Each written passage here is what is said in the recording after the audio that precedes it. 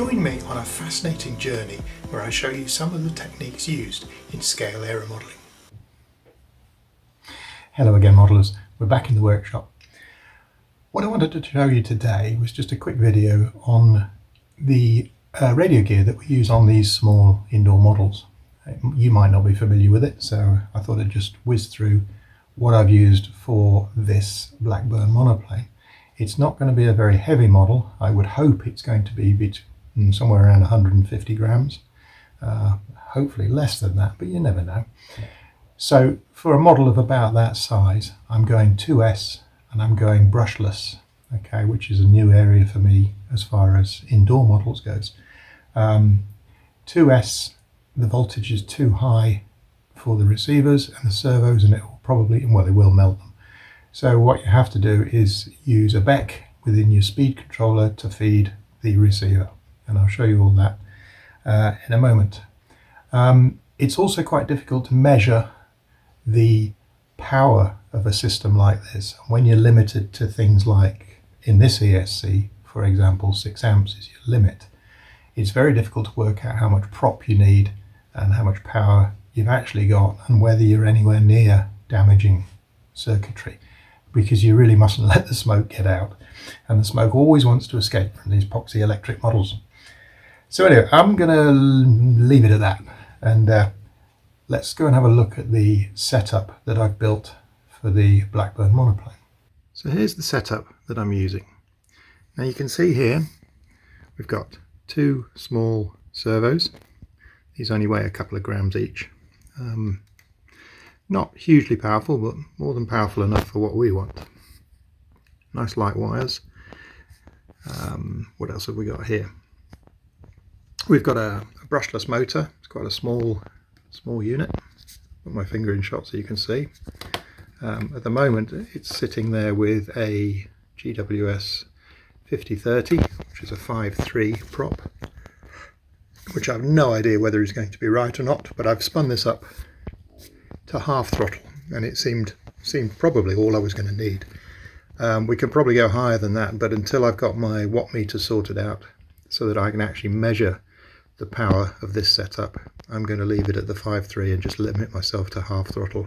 If the model won't get airborne at that, then there's a problem. Because I'm using a brushless motor and a brushless ESC, this is the ESC here, this converts the DC input into an AC on these three wires here, and each one is a different phase. So that induces a current into the coil, which then is picked up by the magnet, and it creates a rotating field. And you all know about brushless motors, that's how it works.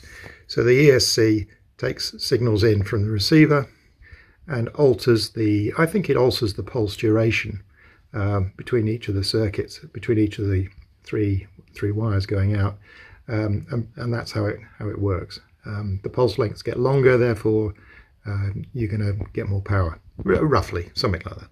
So I didn't have a 2S battery at the moment, so what I've done as a temporary measure is I've just wired 2 380 milliamp hour 1S packs in series to give me a 2S pack of 380 milliamp hours, then through the cable, through these adapters and plugs into the ESC.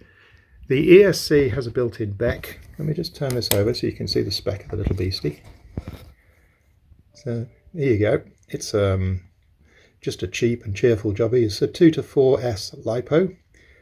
Maximum power 6 amps, so I probably wouldn't want to go more than 5 amps on something like this. I may remove the cover to save a bit of weight. There again, I may not. We'll just have to see. So coming into the ESC, we have the receiver feed, which is this one here, and then the 2 power feeds from the LiPo. The receiver, which you can see here, is an interesting little beastie. This is an FR Sky FR4CH, or 4-channel receiver, and it runs the D8 protocol, which is quite an old protocol now, but it's still fairly common.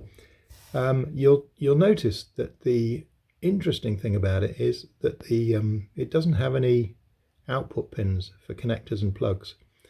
So the way you deal with this one is you actually solder the wires to the circuit board, and it's fiddly as hell, but you know, it's doable.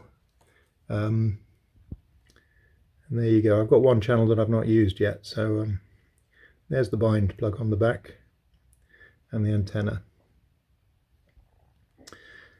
So the two servos are soldered directly to the board and they work fine.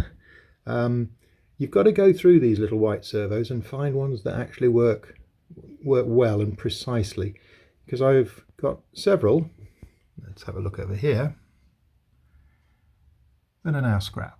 They just don't move smoothly. They're either jerky or they notchy. You know, they'll start hunting around the center point and this sort of stuff. They don't seem to last terribly long. Anyway, I found two that that want to behave, so those are the two that I'm going to use. At the moment, I'm holding off on the wing warping. The reason being that I've been advised that there should be more than enough dihedral and certainly enough movement and travel on the rudder, and it's a nice central rudder, i.e. there's as much rudder above the thrust line as below, so it won't induce any rolling moment. So that's good. So I'm gonna save this final channel for warping if I need it. But at the moment, I'm not going to opt to do the wing warping just yet. I'm going to try rudder elevator throttle first, just to see what happens. The wing warping is going to be very difficult to get working, and it's going to be very difficult to make reliable. So if I can get away without it, then that's what I'll do. What else? There's probably not much else I can tell you about the radio equipment. Quite often what we use, let me get a sample of receivers and I'll show you what we use. Okay, other receivers that you might see and you might use for this indoor stuff are ones like this. Let me get my pen again. These have a linear servo, two of them in this case, and then you've got three more additional outputs that you could use. This is an E-Flight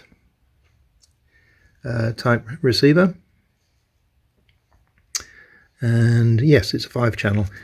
As you can see, yeah, two linear servos, three more additional outputs for, you know, ailerons or whatever else, and you would just plug those white servos that I showed you earlier, such as this one.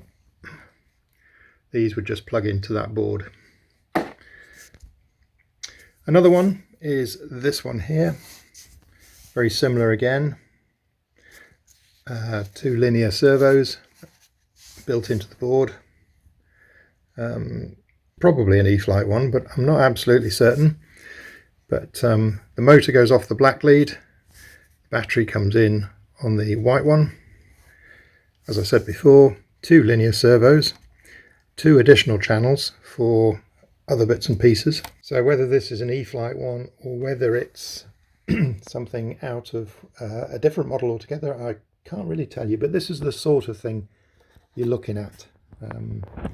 That number there, MXRX62A. Let me just go and Google that. So I'm pretty sure that is a Spectrum type receiver, but I'm not absolutely certain. When you Google that, it comes up with Futaba, but there's no way I would have had a Futaba receiver for any reason. So I'm not absolutely certain, but you get the idea. Linear servos again. It's a 1S receiver, so there's a 1S type connector. This goes out to the motor. There were some Volantex models I had that I had to take the receivers out because obviously they wouldn't bind to my transmitter, and I substituted the E-Flight receivers like this one. So it could well be this is out of an Aries model, which used again a protocol that my transmitter wouldn't handle. So I took some of those receivers out and fitted the E-Flight ones. But anyway, there you go. That was just a little insight into the sort of radio gear that we're using inside these models. Believe it or not, the connectors and the length of wire adds greatly to the weight of the model. So it's quite often a good idea to solder the leads directly onto the circuit board. That saves a lot of weight. Or if you're going to use these connectors, you know, like this, then shorten the leads on the servo. As you'll see here, the leads on this set up are very short. They're only just long enough to reach where I want them to go. It does mean you can't swap out the servos if they go wrong, but well, needs must. You've got to keep the weight down. Shorten the leads if you can. Remove the connectors if you can. Either just shorten the leads and reattach the connectors shorter, or just do away with the leads altogether. Just a quick video, as I say, just to give you an insight.